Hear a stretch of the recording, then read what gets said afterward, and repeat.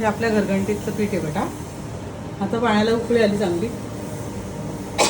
उकळी आली आता हळूहळू पीठ सोडायचं त्याच्यामध्ये.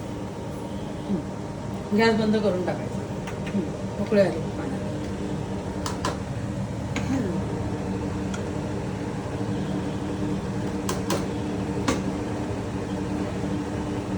जेवढं पीठ तेवढंच पाणी घ्यायचं. जास्त पीठ जास्त पाणी नाही घ्यायचं.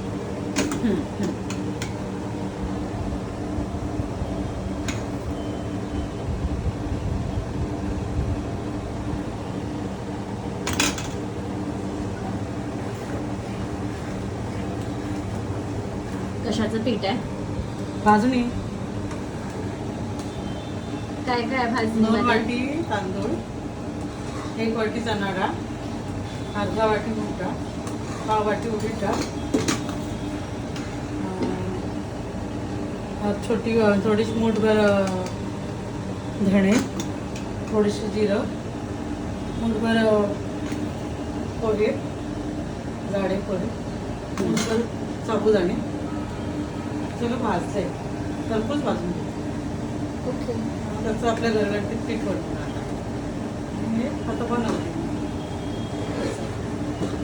पीठ बनवतं. उकड घेते आणि नंतर मग ते 1 दीड तास थंड झाल्यानंतर मग ते हे करायचं. तर त्याला लागतं हळूहळू पीठ टाकायचं. ते भांडं आपल्या घरगंटीच आहे. सगळं पीठ ते बरोबर मुरणार त्याच्यात. जेवढं पाणी तेवढंच पीठ घ्यायचं. थोडंसं पण पाणी घ्यावं लागणार. परफेक्ट माप असेल. लागलं तर घ्यायला थोडंसं गरम पाणी घ्यायचं. गार पाणी नाही घ्यायचं. ओके. गरम करून गार करून घ्यायचं.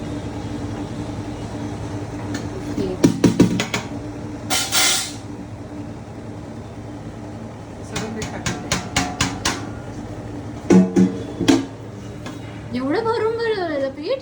मग दिसतं तेवढं बेटा. नंतर मोठं होतं ते. पाणी आणि ते एकत्र आलं. अरे किती वेळ लागेल आता तो पाडायला? यायला खूप वेळ लागेल.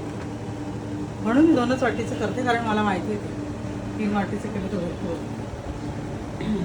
दुसऱ्यांदा मग होतच नाही. मग बरोबर आहे. तेवढंच करायचं, तेवढंच संपवायचं. हो.